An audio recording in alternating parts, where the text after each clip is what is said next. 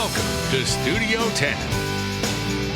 Sarah, it's great to see you. It's been too long. This is our first segment since everything went down, and we are so happy to be back. Oh, I'm so glad to have y'all back in. All right, so good to see you. Great to see all the great stuff. You got a lot of new stuff during this time, which is really exciting for some of your customers. But we want to talk about finding the right piece. That's right, Joe. And a lot of times we get caught up in finding that perfect piece and not thinking about steps and making sure it's going to fit. It has to be the perfect piece for your space. That's the key that we're talking about here. You may see something in the store and absolutely love it, but then when you bring it back to your house or apartment or dorm or whatever it is, it just doesn't make sense. Right. And one key thing I like to always remind everyone is when you're looking at a piece of furniture, you're looking at it with no boundaries. There's no walls. So you don't get the true feel of the size.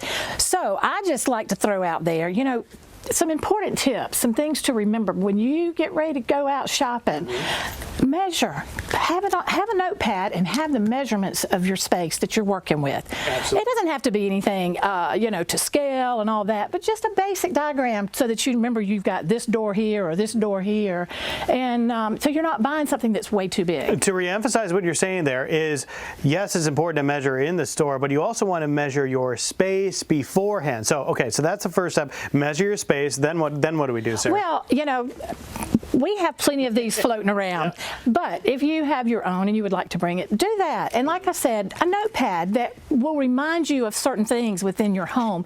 Delivery guys are having to go around obstacles. So if you have some tricky corners or tricky staircase, those are tips and things that we need to know as the salespeople need to know when they're helping you make that final decision on what's going to fit. If you want something for your bonus room, but that door upstairs is super narrow, you might not be able to buy something that's super wide because you can't physically get it into the space that you want. So let's take a look at these two couches behind us, and we take this side shot here. So tell us what we're looking at, Sarah. Well, basically just with the naked eye, you can see the difference in these two sofas.